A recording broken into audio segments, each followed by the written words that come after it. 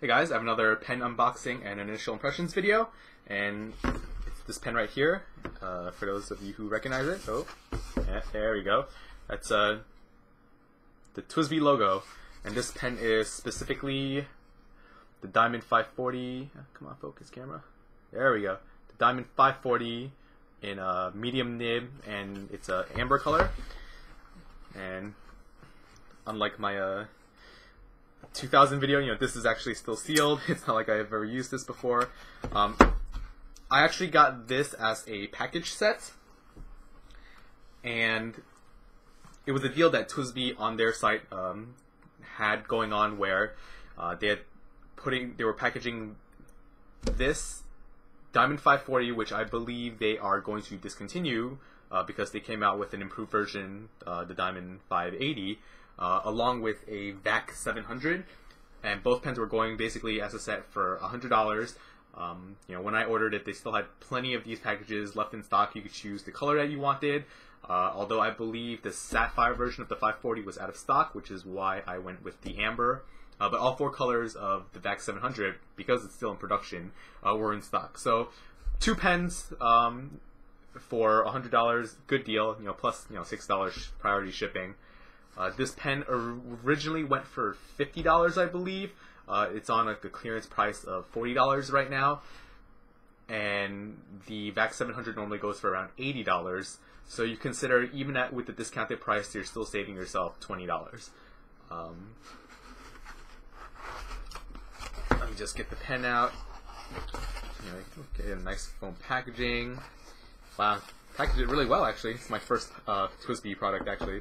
So you can see there's like foam around it, foam section, a foam bottom, and a foam top on a pretty nice, cardboard box. Just close that up and put that to the side, and then you have the box here. Really reminds me of Apple packaging, I guess you could say. Clear top, clear bottom, white packaging. It's actually a really nice box, to be honest. It displays the pen really well, in my opinion. Kind of just keep that on your desk or at an angle somewhere. Let's see, you have some documentation here. Basically kind of goes over how you use the pen, the parts and everything. Yeah, and it talks about the history of the 540, which I believe the 540 is an improved version of the 530, and they had problems with the 530, so they improved it to the 540. And apparently the 540 also had some problems with the plastic cracking, and they've taken care of those issues in the 580. Now, TWSBI's customer service, from what I hear, I haven't experienced it firsthand myself, other than them shipping the pen out to me, is that their customer service is very good. A lot of the customers with the 530 basically had replacement parts sent to them, and their pens basically became a 540. And the customers who bought the 540, if they had any issues with the pens cracking and whatnot, they would get warranty replacements with no issues. Oh, there's more.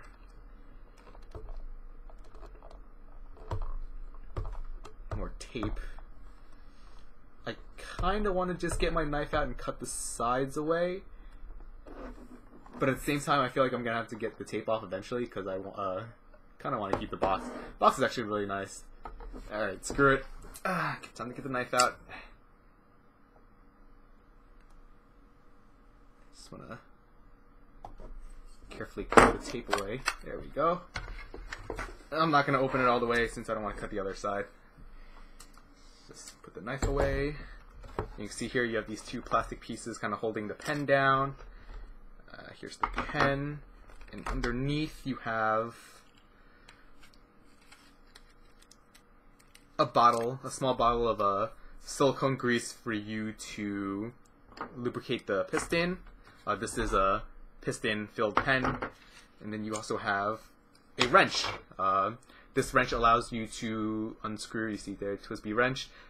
It's not blue, it's like a protective coating on the front that you can peel off. This wrench allows you to take off the nib grip section and the piston. So, the nice thing about TWSBI pens is that they make it very user serviceable. They have directions on the instructions, I believe, on how to take the pen apart. They also have videos online. You can see on their website. How did this thing fit in here? Huh. Wasn't really paying it. Oh, there we go. Let's see. It's actually hollow like that. Yeah, it's really nice packaging. I mean, packaging like this doesn't cost that much more, and so it's nice that they actually include it. TWSBI is made in Taiwan, so it's a Taiwanese company. They have offices in California, so there's that. And here's the pen. It's very nice. It's actually like, even though it's basically all plastic, other than like the metal collar here, the clip and everything, it's actually very heavy feeling. Like, I'm surprised for all plastic pen. It's probably because it's very thick plastic. I believe people were complaining about cracks here at the grip section, like it would crack here, and possibly cracks where the piston is. I'm not 100% sure. Wow, it's actually on there pretty tight. But it is, that piston is smooth. Like, obviously they've greased up the piston before they send it out, because that is super smooth. Yeah, that is nice. Yeah. If you actually look there in between there, you can actually see a flat section between this cap and the body, and that's basically where you would fit the wrench to unscrew the pen. I'm not going to open up the pen, but basically you can do that. And then you actually, on this pen, the nib section just unscrews here. Yeah, I think I heard people are complaining about this section cracking and this plastic collar cracking.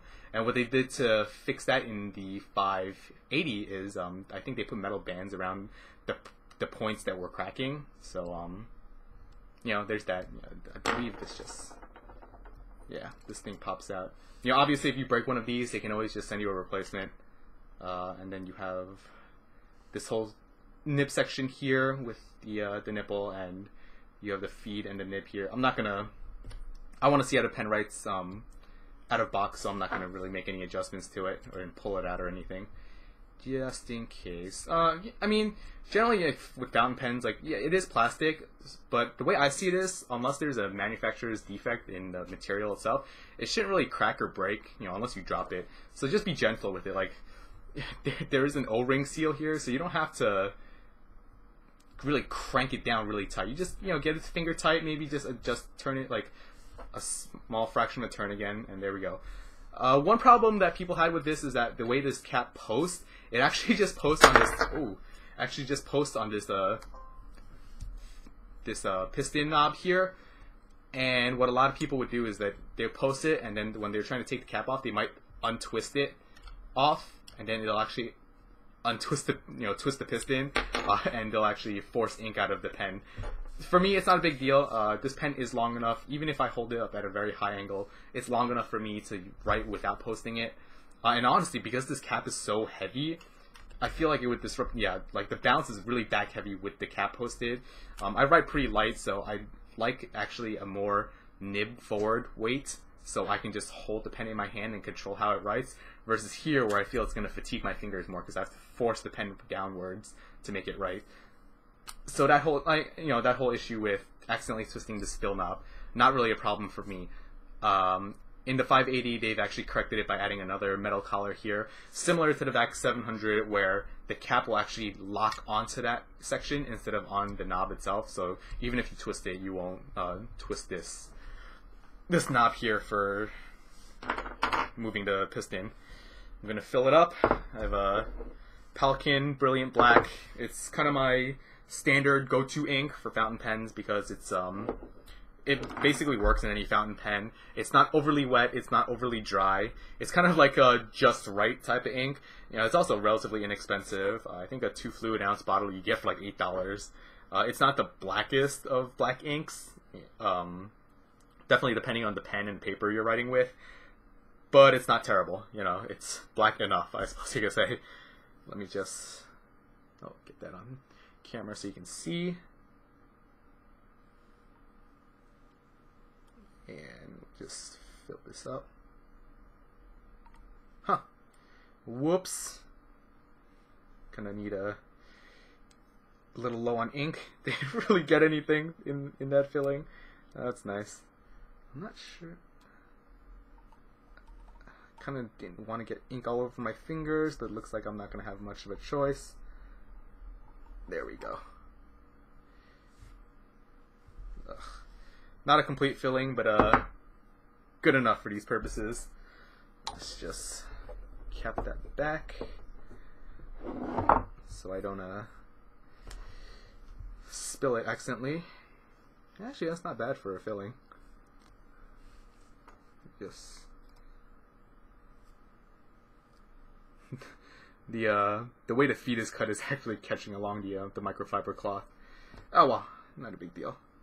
I think I got most of the ink out. Like, I'm not a big fan of like colored pens outside of like black colors and whatnot. But the orange actually looks pretty decent. You know, can't complain. It looks nice. A lot of people have been complaining about how like TWSBI is mainly just making all demonstrator pens where they're colored but they're all clear. And I know like there were some prototype and special editions that were like just solid black, but whatever. I don't mind. It looks nice. Not something you want to use in the office for sure. Not like at an executive board meeting, but for an everyday writer, you know, yeah, this pen is actually like pretty heavy considering, like I said before, it is just plastic. And it fills the hand pretty well. The threads are kind of here where I would grip the pen, but they're not super obnoxious. You know, I hold my pens relatively lightly, so it's not a big deal. Let's see how it writes. Wow. It actually writes really smooth. Granted, this is a medium nib, so I kind of constantly feel like this thing is moving. Well. Yeah. This section here actually, it rattles a little bit. I have it on tight. Maybe it's because I didn't push the nib and the feed in tight enough. When you write, you can feel like the plastic creaking. Yeah, you know, it's not because it's tight. It's because it's not threaded to this grip section. It's actually threaded to where that connector that connects the feed and the nib that holds it together. So that's why when you write, you actually get like a creaking feeling because this is actually rubbing up against the plastic. Actually, a little annoying, to be honest. It's not a big deal, but like when you grip it, like generally I put downward pressure here onto my ring finger, and I get to feel it like moving and creaking a little bit. That's why I thought it was unscrewing, but it's not. It's actually on there pretty tight.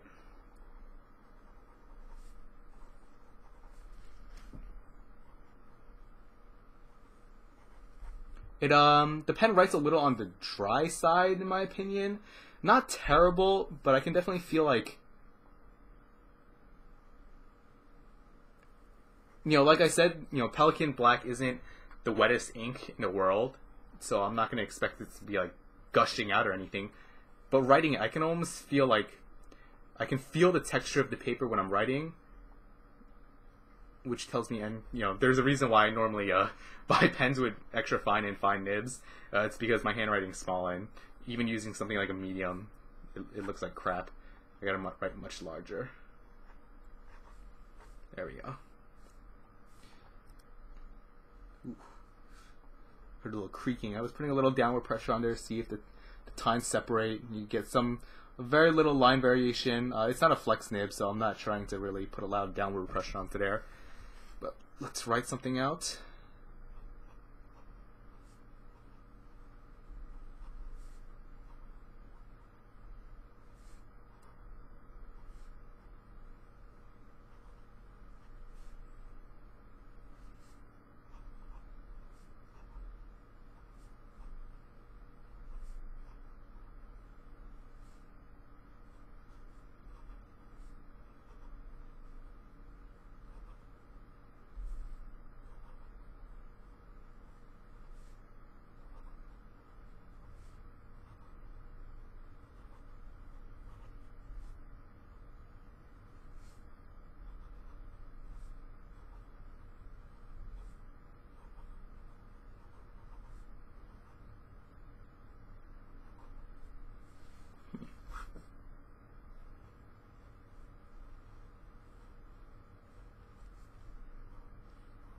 So yeah, it is actually surprisingly smooth. I can feel a little scratchiness going from the bottom right to upper left direction. But you see it actually doesn't really affect the ink flow at all. It's just based off the feel. It's not terrible, to be honest. I find most pens actually. It could be the way I'm holding the pen. I get more scratchiness going in this direction than any other direction. But yeah, in terms of the line, it's honestly a little thinner than most of the medium nibs I've seen in the past. I don't have a lot of medium nib pens, so I can't really say for certain, but let's see. I believe I have... Oh, yep, here we go. Let me just cap this up. It is screw capped, which is nice, just because the pen won't accidentally open in your pocket. Man, it really is heavy. I'm surprised. I have a Kaweco Sport here. It's in a medium nib. It's a German medium nib. And... Oops, a little false start. Yeah, you can definitely see, like, this medium puts a slightly finer line than this medium does. But I would still consider it in the medium range. It's definitely not in the fine range. TWSBI doesn't make their own nibs. I believe it's either a Schmidt nib or a Bock nib in this. I'm going to say it's a Schmidt nib. And in the recent models, they've gone to a Bock nib, but I'm not 100% sure, to be honest. What I read a lot of times was that a lot of people thought that because it's an Asian company, the nibs would write on the finer side, because generally Asian companies that make fountain pens, their nibs always run on the finer spectrum of the fine, medium, and broad. But just because it's a company in Asia, a Taiwanese company, doesn't mean that they're going to make the nibs to that standard. Whereas companies like Pilot, they make their nibs, so that's why when they make a fine nib, it's actually really extra fine in terms of a Western standard versus the Eastern standard. So yeah, for a package deal, I consider me getting this pen for $20. I basically saw myself paying full price for the VAC 700, getting this as an additional bonus for $20. $20 definitely worth it. Honestly, it writes better than my Lamy Safari does, but at the same time, that's a fine nib. I don't have a medium nib Safari, so I can't really compare. It's not a fair comparison. I don't know how well the fine nib writes for this pen. It may be scratchier, it may not be. Who knows? One thing to also notice is that if you actually look at the body of the pen, it's actually faceted. You can see like the light glinting from it. You can see like diamond reflections in there, which is nice. It gives it the pen a really nice hand feel, better than if it was just completely rounded plastic, because that would make it roll around in your fingers really easily. The grip section is obviously still round, but it feels good in the hand. And the amber is not a bad color. It's dark enough. It's not like bright orange like I was a little worried about. But $20 I paid, definitely buy. At clearance price, I would still definitely suggest it. It makes a really good first fountain pen because it writes really well. It seems very durable. It's a very heavy and solid pen. For the regular $50 price, I'd probably still get it, to be honest. It's not a bad pen, especially considering that it's a piston filler, whereas most pens, sub $100, they're generally cartridge converter pens. A piston filler pen will cost more money because it is more parts that's going into the pen, and more cost and also more labor to put everything versus just having a blank body and then having you get a cartridge or a converter to fit into the nipple of the feed. In terms of the problems with the pens cracking anything, I guess I'll have to see. I do expect TWSBI's customer service will take care of me if that ever happens in the future. Although, for a beginner, you generally may not want to give them a pen with faulty parts like that, because it's definitely a turnoff. For someone who's not really into fountain pens, they get this pen and then it cracks in their bag or in their pocket or whatever and leaks ink all over the place. No matter how good a company's customer service is, people just aren't going to want to deal with it, and it's going to give the company a bad name. And actually, from what I've seen on the forums, a lot of people don't really like TWSBI just because of the problems that they had with the 530 and the 540, even though they've basically slowly redesigned their products to get rid of those defects. And I think a lot of those people who kind of wrote TWSBI off In terms of the price of the stuff and the quality of the stuff coming out, they're probably going to go back to it, revisit it, and hopefully we'll see more designs and more things coming out from this company. So yeah, I hope you guys enjoyed this video, and thanks for watching.